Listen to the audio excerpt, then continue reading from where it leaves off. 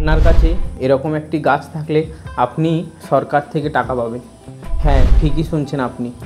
এরকম একটি প্রকল্প চালু রয়েছে ভারতবর্ষেরই একটি রাজ্যে, যেখানে আপনার কাছে একটি নির্দিষ্ট বয়সের গাছ থাকলে আপনি টাকা পাবেন।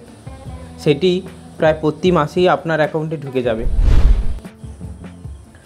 মানুষ পেনশন পায় একথা আপনি নিশ্চয়ই শুনেছেন, কিন্তু গাছও পেনশন পায় একথা শুনেছেন কি? তবে একটি দুঃখের বিষয় হলো এই যে ভারতের শুধুমাত্র একটি রাজ্যেই এই প্রকল্পটি রয়েছে। তাহলে এবার জানা যাক ভারতের কোন রাজ্যের গাছগুলিকে পেনশন দেওয়া হয় এবং কতটা পরিমাণ টাকা দেওয়া হয়। তাহলে সবটা জানাবো আজকের এই ভিডিওতে। তাহলে শুরু করা যাক এবং আপনারা শেষ পর্যন্ত থাকবেন।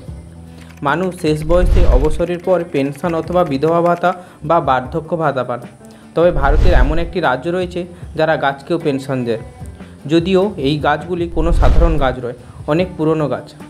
আমরা ছোট থেকেই জেনে আসছি একটি গাছ একটি প্রাণ। সেই উপলক্ষে এই রাজ্যের সরকার এই প্রকল্পটি চালু করেছে, যাতে গাছকে বাঁচিয়ে রাখা সম্ভব এবং মানুষ গাছের প্রতি যত্নশীল হয়। কারণ এই মুহূর্তে নগরায়নের কারণে অনেক গাছই কেটে ফেলা হচ্ছে। তাহলে এই প্রকল্পটি কী সেটাই এবার জানা যাক। এই প্রকল্পে বলা হয় যে সকল গাছের বয়স 75 বছরের বেশি, কেবল সেই সকল গাছগুলি পেনশন পাওয়ার উপযুক্ত। হ্যাঁ, এখানে হরিয়ানা রাজ্যের কথা বলা হয়েছে, যেই রাজ্যে এমন প্রকল্প চালু করা হয়। সেখানে প্রাণবায়ু নামে একটি দেবতা রয়েছে এবং এই দেবতার প্রকল্পের আওতায় এই গাছগুলিকে বার্ষিক পেনশন দিয়ে থাকেন। এই প্রকল্পটি চালু করেছিলেন হরিয়ানার মুখ্যমন্ত্রী মনোহর লাল খট্টর। তিনি 2021 সালের 5ই জুন অর্থাৎ পরিবেশ দিবসে এই প্রকল্পটি চালু করেছিলেন। হরিয়ানা সরকার ঘোষণা করেছিলেন যে কোনো গাছের আয়ু 75 বছর হলে বার্ষিক 2500 টাকা করে পেনশন দেওয়া হবে। তবে পরবর্তীতে এই টাকার পরিমাণ বাড়িয়ে 2750 টাকা করা হয়।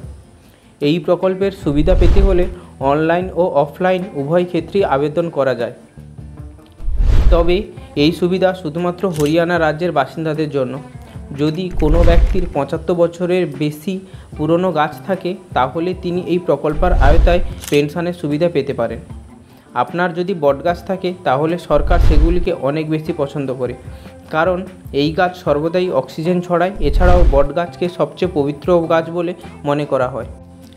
এই মুহূর্তে দাঁড়িয়ে গাছ সংরক্ষণ একটি গুরুত্বপূর্ণ বিষয়, কারণ এই মুহূর্তে যে হারে গরম বাড়ছে এবং পরিবেশ দূষণ হচ্ছে, তার একমাত্র উপায় হলো গাছকে সংরক্ষণ করা। তাহলে হরিয়ানা রাজ্যের আপনার কোনো বন্ধু আছে, তাদেরকে এই ভিডিওটি অবশ্যই শেয়ার করুন এবং কমেন্টে লিখে জানান এই প্রকল্পটি শুনে আপনাদের কেমন লাগলো এবং আপনার কি মতামত অবশ্যই কমেন্টে জানাবেন। অবশ্যই লিখে জানাবেন হরিয়ানা রাজ্যের মতো প্রতিটি রাজ্যেই কি এই প্রকল্প চালু করা উচিত, সেটিও আপনাদের মতামত অবশ্যই লিখে জানাবেন। এবং আপনার চেনা জানা যদি এত বছরের পুরনো গাছ থাকে, সেটিও আপনি কমেন্টে ছবি তুলে বা নাম লিখে জানাবেন। আমরাও জানতে চাই আপনার পরিচিত এরকম কোনো গাছ আছে কি না। তাহলে কেমন লাগলো হরিয়ানা রাজ্যে মানুষের পাশাপাশি গাছেদেরও পেনশন দেওয়ার এই প্রকল্পটি শুনে? অবশ্যই কমেন্টে জানাবেন। এরকম আরও নিত্য নতুন এবং ইনফরমেশনযুক্ত ভিডিও পেতে আজই আমাদের channel know the unknown fact subscribe করুন। ফেসবুক থেকে দেখে থাকলে পেজটিকে ফলো করুন। আজ আসি, দেখা হবে নতুন আরও একটি ভিডিওতে। সবাই সাবধানে থাকবেন, সুস্থ থাকবেন। টাটা।